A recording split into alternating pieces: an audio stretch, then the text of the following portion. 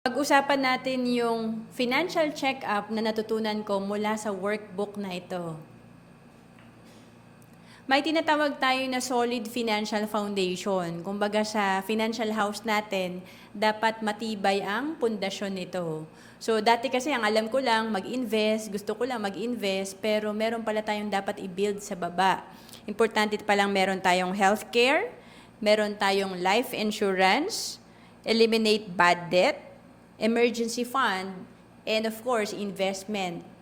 So tingnan natin, kumbaga ako, tinuturing ko to na alkansya natin. Para maging matibay yung alkansya natin, i-check natin kung ano na yung meron tayo. Sabi dito, what you need.